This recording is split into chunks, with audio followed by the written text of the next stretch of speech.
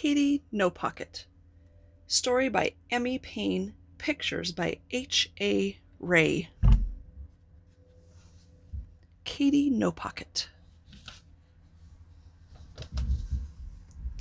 Big tears rolled down Katy Kangaroo's brown face. Poor Katy was crying because she didn't have a pocket, like other mother kangaroos. Freddie was Katy Kangaroo's little boy, and he needed a pocket to ride in. All grown-up kangaroos take awfully big hops, and little kangaroos like Freddie get left far behind unless their mothers have nice pockets to carry them in. And poor Katy didn't have any pocket at all. Katy Kangaroo cried just thinking about it, and Freddie cried too. Then, all of a sudden, Katy had a wonderful idea. It was so wonderful she jumped 6 feet up into the air. The idea was this. Other animal mothers had children, and they didn't have any pockets. She would go and ask one of them how they carried their babies. Freddie looked all around to see whom to ask, and Katy looked all around to see too, and what they both saw were 2 bubbles rising up from the river right beside them. "Mrs. Crocodile," said Katy, feeling lots better already. "She hasn't any pockets. Let's ask her." A lot of big muddy bubbles came up through the water, and then Mrs. Crocodile stuck her head out and opened her enormous mouth and smiled. "Why, Katy Kangaroo, what can I do for you today?" "Please, Mrs. Crocodile, I am so sad," said Katy. "I have no pocket, and Freddie has to walk wherever we go, and he gets so tired. Oh dear, oh dear." And she began to cry again. The crocodile began to cry too, and then she said, But what can I do?" "You can tell me how to carry Freddie," said Katy. "How do you carry little Catherine Crocodile? Oh, do please tell me." "Why, I carry her on my back, of course," said Mrs. Crocodile. She was so surprised that anyone shouldn't know that she forgot to cry any more. "Why, on my back, of course." Katy was pleased. She said, "Oh, thank you," and as soon as she got to a good squatting down place, she squatted and said, "Now, Freddie, climb on my back. After this, it will be so simple, no trouble at all." But it wasn't simple. In the first place, Freddie could not crawl onto her back because his knees stuck out.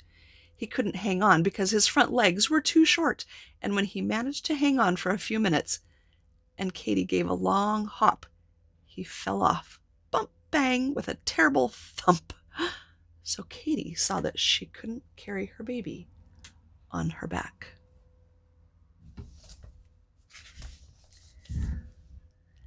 Katy and Freddie sat down again and thought. "I know! I'll ask Mrs. Monkey. I'm sure she can help me." So Katy and Freddie set off for the forest, and very soon they found Mrs. Monkey.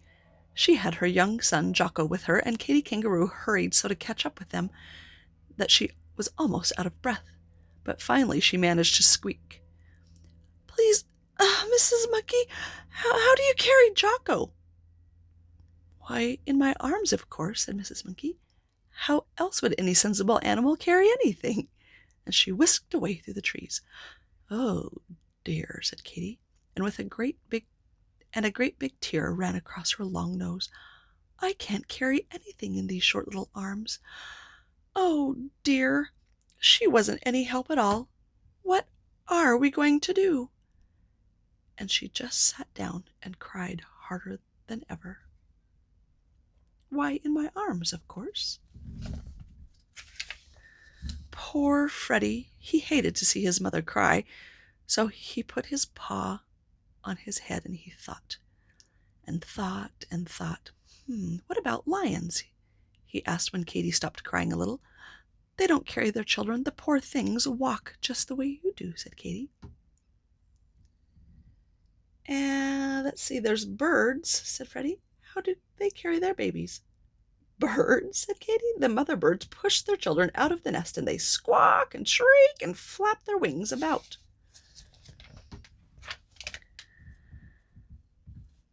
Then, all at once, Katy Kangaroo stopped crying and looked at Freddie.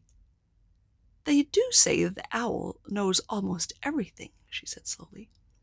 Well, then, for goodness sake, let's ask him, said Freddie. And they found the owl asleep in the old dead tree.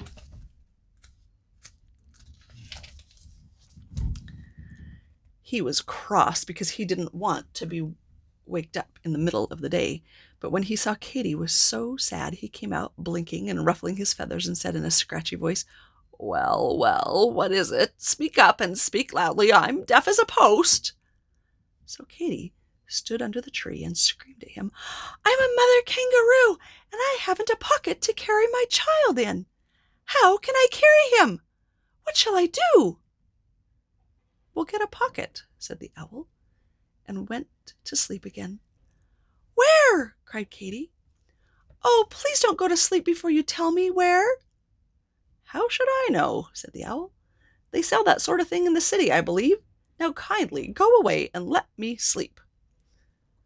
The city, said Katy, and looked at Freddie with big round eyes. Of course, we'll go to the city. Katy was so excited that she almost left Freddie behind as she went leaping over bushes and hopping along the path, singing in a sort of hummy way a little song she had just made up. Hippity-hoppity, flippity-floppity, wasn't it a pity? I didn't know it was the city I should go. She hopped so fast that Freddie could hardly keep up, but at last they left the woods behind and came to the city.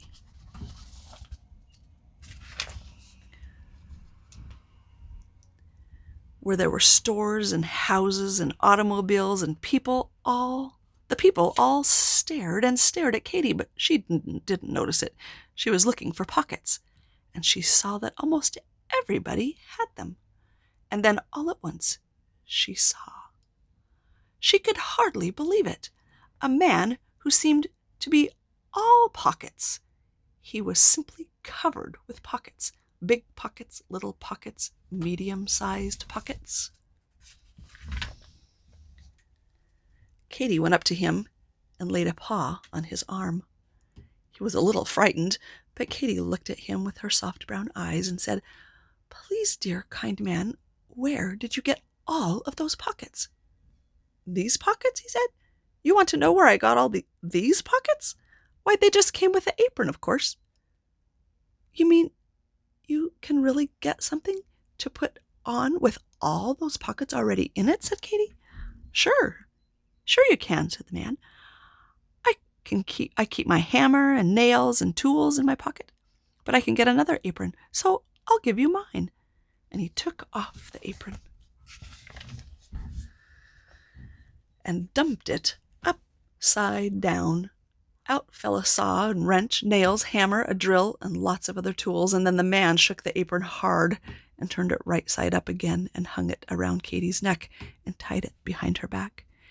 Katy was so pleased and excited and happy that she couldn't speak.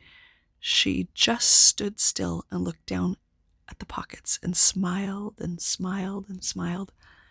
By this time, a big crowd had gathered to see what Katy Kangaroo was doing. And when they saw how pleased she was, they all smiled too. At last, Katy was able to say, Thank you, to the nice kind man, and then what do you think she did? She popped Freddie into the very comfortable pocket, and she hippity-hopped home faster than ever before because, of course, she didn't have to wait for Freddie. And when she got home, what do you think she did? Well, she had so many pockets that she put Freddie into the biggest one of all, and then in the next largest she put little Leonard Lion, and Thomas Tortoise just fitted into another pocket. And sometimes she had a baby bird if its mother was busy at a worm hunt. And there was still room for a monkey and a skunk, a rabbit, a raccoon, a lizard, a squirrel, a possum, a turtle, a frog, and a snail. And so now all the animals like Katy pockets better than any other pockets in the whole forest. And Katy Kangaroo is very happy because now she has more pockets than any mother kangaroo in the world. The end.